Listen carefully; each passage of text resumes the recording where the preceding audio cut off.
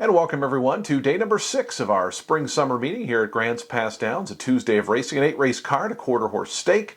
Should be a lot of fun out there at the races. I hope everybody's doing well. Again, first post time, 5:15 p.m. Pacific time, our standard first post time, with the exception of July 4th, when we will go off at 1 p.m. for a special Sunday of racing. So make your plans to join us then, but make your plans to join us all throughout the season. And visit gpdowns.com for ticket information, racing information, all information for Grants Pass Downs, gpdowns.com. Well, let's dive right into this 8-race program, and we start out with Oregon breds going 5.5 furlongs. Now winner of 2 lifetime runners. And August Storm is a horse who on opening weekend was a big winner, breaking the maiden. This horse was honestly pretty good last year as a 2-year-old, and she ran okay in the debut, followed it up with a really nice second place finish in a state bred stakes event, and came right back this season to win the maiden race. Could just be improving, could just be better, and it could be, I thought, somewhat dangerous here.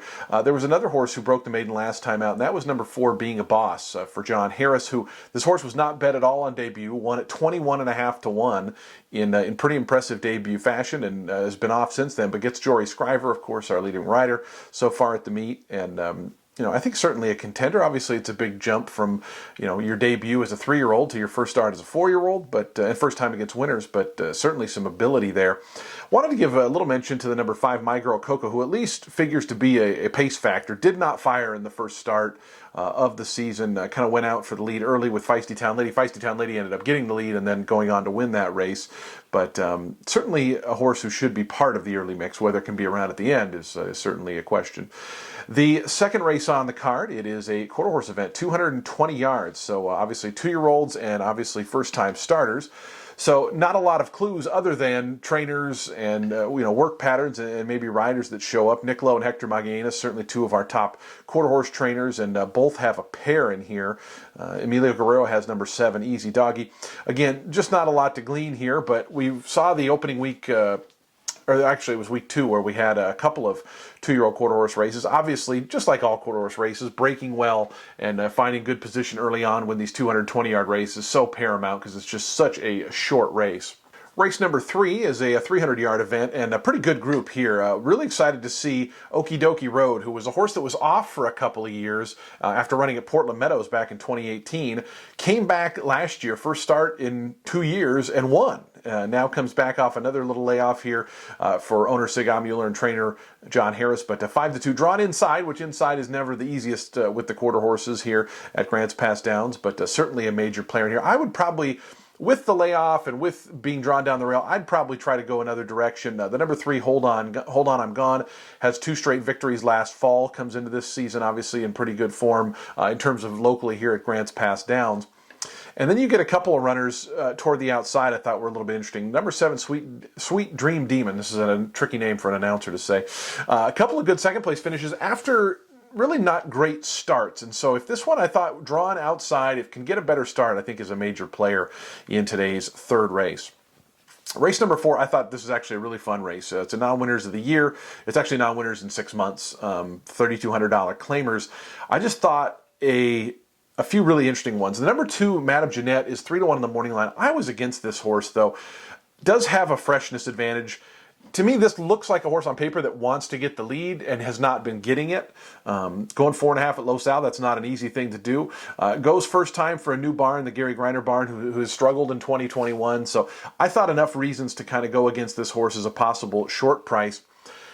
The long shot I like the 9 horse the most in this race, and we'll get to that horse in a second, but I did want to mention number 4, Fireflower, who was 3rd last time out, going 4.5 furlongs here at Grants Pass Downs, behind Chief's Little Pearl. Chief's Little Pearl is one of the best sprinters we have here at Grants Pass Downs, and just a total win machine, was on the lead, and nobody was ever going to catch Chief's Little Pearl going 4.5 once she made the lead. So I just thought this horse, if able to be closer and not have to chase down, obviously, a horse quite that good, I thought maybe an interesting one. I mentioned the 9 Lazetta, who was my top pick. I just thought it was a pretty darn good effort first time out, behind Agua de Fuego last time out. At a similar condition, was gaining ground on the outside in a wide journey, and I do think there's a fair bit of speed here. So the number 9 post is obviously a little tough going 5 furlongs. Jockey Serapio Figueroa going to have to find a good spot early on, but I just thought the horse was going to be a little bit of a decent price, and I was kind of against the horse down toward the inside. Should add number 8, Miss Gunny, is one to mention as well. Claimed last time out by John Harris, and John is 10% off the claim, but very solid barn. This is a horse with some natural speed to be somewhat close up early on, and obviously they saw something in the horse they liked to claim it, and so I thought a worthwhile type. And the horse did come back to work really, really well first time for John, so we'll see if this one's able to fire for a very, very good barn first off the claim. Race number 5 begins our late pick 4. I should mention race 4 does begin the jackpot pick 5. We record these shows in advance of the Monday card, so jackpot could have been taken down, but if it wasn't, it was $23,000 going into that. But if it's not, or if it is, I guess to be the jackpot winner, you have to be the lone winning ticket, and it starts each night in race 4 when we run these 8 race cards. Race 5 that does begin the late pick 4. Late pick 4 always $1 minimum and always on the final 4 races here at Grants Pass Downs. No condition allowance, and a pretty good group, of course, and we see the return of El Alto Hombre, who won the Caveman Stakes here on opening night. El Alto Hombre looked really good in the Caveman Stakes, stalked and closed in late to catch Golden Cowboy, who's also in this race. Golden Cowboy made the lead there. There is some other speed in here. AZ Rules, who's coming off a really nice second-place performance, to Aotearoa, who's also in this race.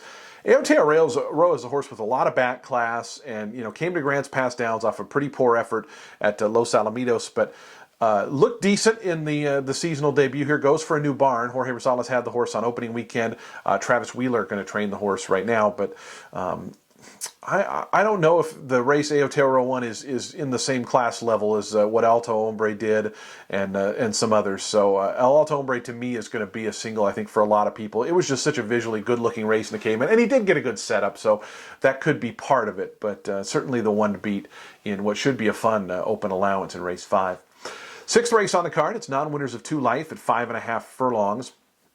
And I was really excited to see what Meta Tiger will do in here. This horse has been, over the last few years at Grants Pass Downs, pretty solid. Has a win and a second and a couple of thirds from 4 starts. Then last time out, against allowance runners, just did not fire and bolted on the turn. There was a disqualification of this horse, but kind of affected 2 or 3 others. Just never looked comfortable at any point in the race. I would kind of be inclined, if you like this horse and you're getting a decent price, to just kind of toss that effort, because this horse is best when up close or near the early lead. And as you scroll through this field, there's not a ton of early speed. Heavy Haul in the number 6 post, to me, looks like the clear speed. I guess Love ULC can be forwardly placed. But Heavy Haul was really good last time out, and it was kind of I don't want to say an out-of-nowhere win, because the horse had been running decently, but able to get the lead, looked like a completely new animal. And if he's ever able to do that again, he could be really, really tough. I think him and Meta Tiger, if Meta Tiger breaks better, I think those two are the two in race number 5. But field of 9, so a lot of different options.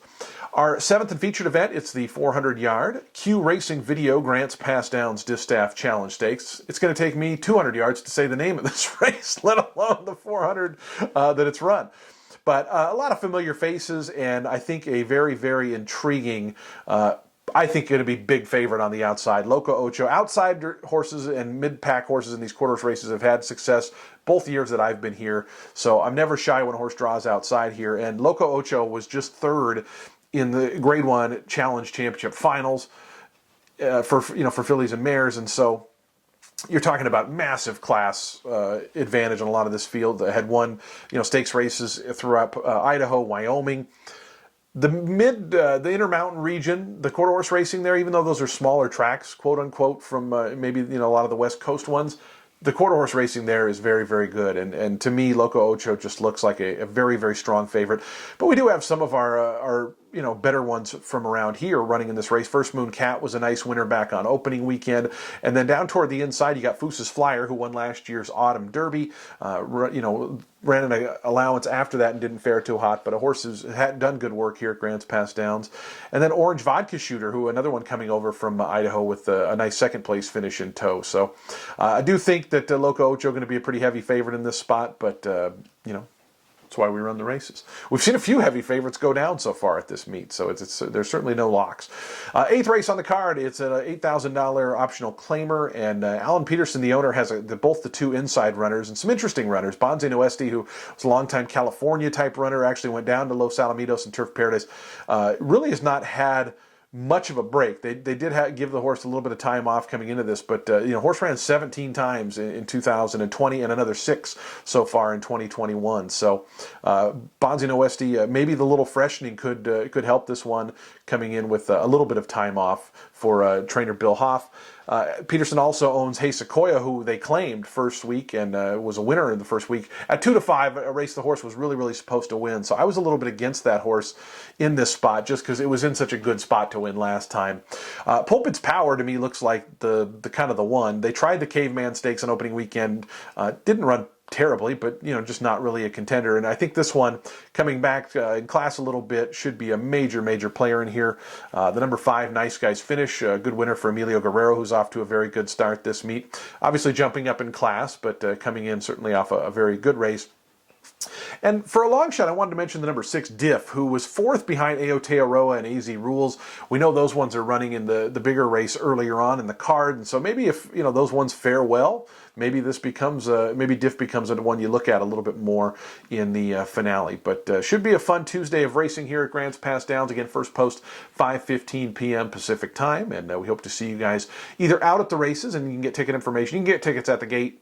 Crowds, I think we're allowed 1,200 people, so we're the race is so much more open than last year, I guess. So if you want to come out, we've already been seeing big crowds the first couple of weeks, and we hope that will continue this week. But ticket information and all that, gpdowns.com. So best of luck tonight. We'll see you guys back next week for racing, and good luck.